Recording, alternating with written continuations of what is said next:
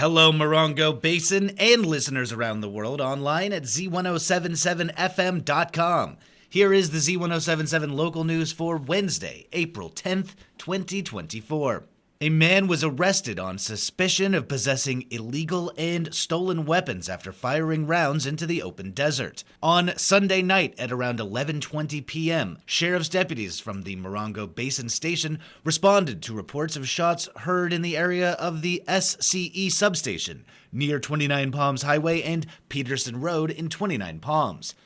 Deputies say they found several men firing weapons into the desert in the direction of the highway. Deputies identified one of the men as Ramon Roca, a 33-year-old resident of Yucca Valley, and said that he was in possession of an illegal firearm. Deputies say they found several other weapons with the men, including 3 short-barreled assault rifles, 2 of which were unserialized. Roca was arrested at the scene. In a search of his home in Yucca Valley, deputies report seizing 4 additional firearms, one of which was found to be stolen, along with approximately 500 rounds of green-tip rifle-caliber ammunition, which is designed to penetrate body armor. Ramon Roca was arrested on suspicion of carrying a loaded firearm in a public place and possession of illegal weapons and booked into the West Valley Detention Center. He has currently been released on bail. One arrest was made in 29 Palms last week by the San Bernardino County Sheriff's Gang and Narcotics Division as part of Operation Consequences. Between March 30th and April 5th, the Sheriff's Department served 9 search warrants related to gang members and felons believed to be in possession of weapons or narcotics as part of Operation Consequences. One of those warrants was served in the 7000 block of Adobe Road in 29 Palms. Additional warrants were served in Hesperia, Victorville, and Rancho Cucamonga.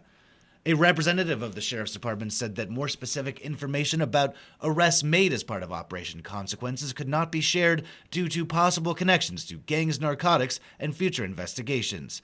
In the last week, Operation Consequences led to 6 felony arrests, the seizure of 5 firearms, including 2 ghost guns, along with illegal narcotics across the search warrants countywide. Continuing a discussion from the March 26th meeting, the 29 Palms City Council gathered last night and discussed the downtown water treatment plant. Reporter Heather Clisby was there.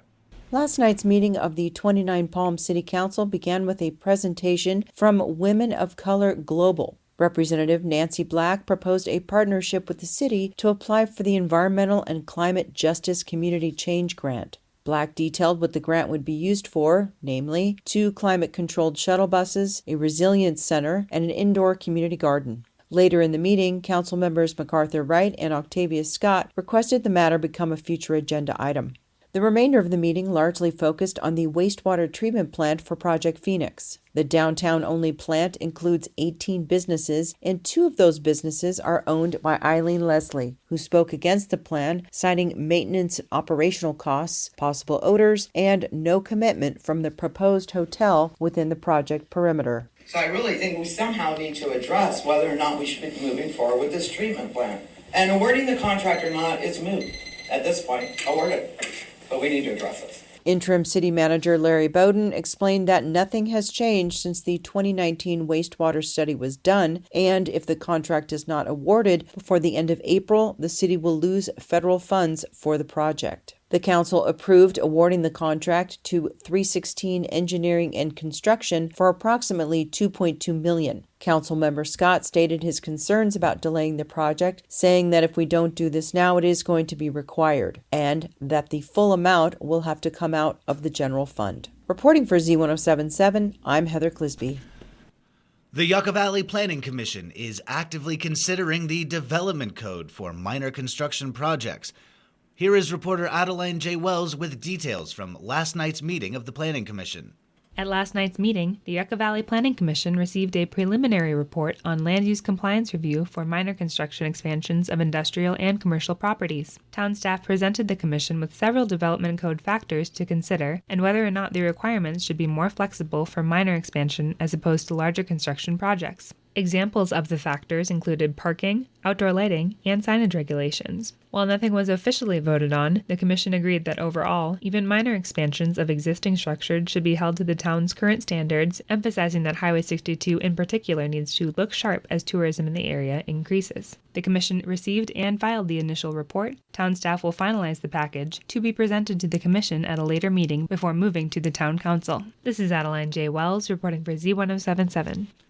The Yucca Valley Airport District Board of Directors meets in regular session tonight, where they will be discussing finances and insurance policies. The board will also receive a report from the airport manager. The meeting is open to the public and begins at 6:30 p.m. tonight at the Yucca Valley Community Center. The Copper Mountain College Board of Trustees will meet in regular session tomorrow at 3 p.m. On their agenda is an update on the board's goals for the current school year and a consideration of the board's empty seats. This meeting is open to the public and is being held tomorrow at 3 p.m. at Copper Mountain College's Bell Center, located at 6162 Rotary Way. A fun and educational spin on classic bar trivia hits the desert tonight.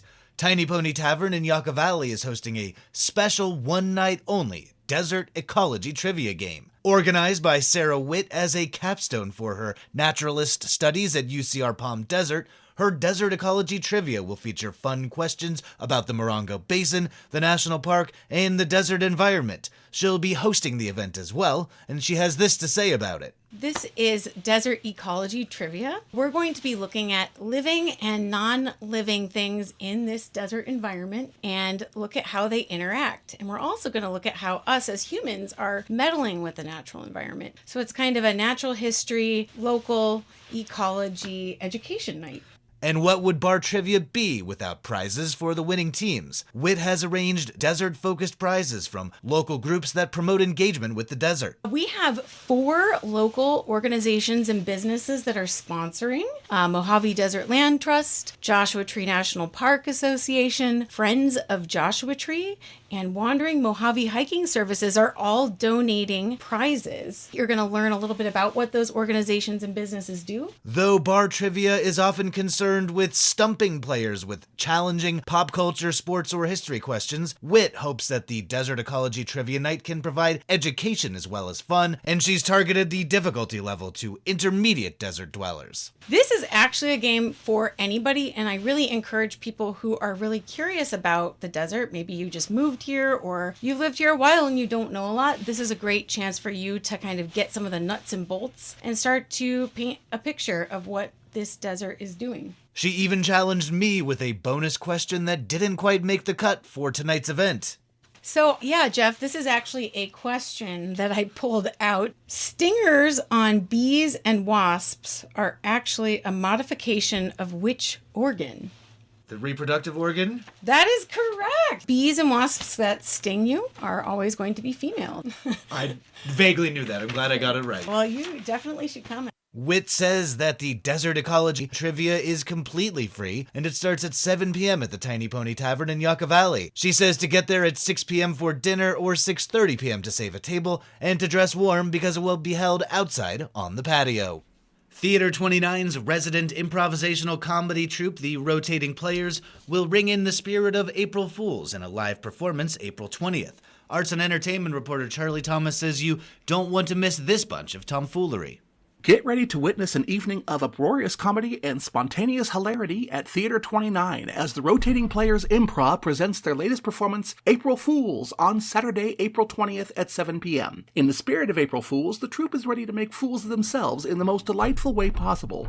From outlandish characters to hilarious scenarios, there is no limit to the silliness as they embrace the playful spirit of spring. Improvisers Jesse Worstel, Graham Cooley, Charles Harvey, and Benjamin Bees, with special guest performer Ian Ferris, promise a night filled with endless laughter and unforgettable moments. Tickets for the improv show are available now at theater29.org. Reporting for Z107.7, this is arts and entertainment reporter Charlie Thomas.